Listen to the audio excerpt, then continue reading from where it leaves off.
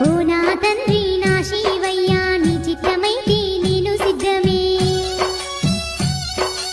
అయినా నాదొక విన్నపమయ్యా నాలోని చింతను నుదిర్చవయ్యా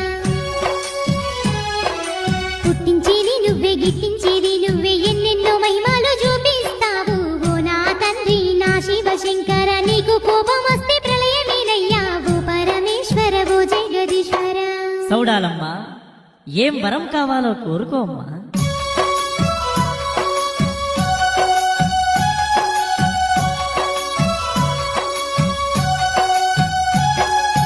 ఓ పరమేశ ఓ జగదీశ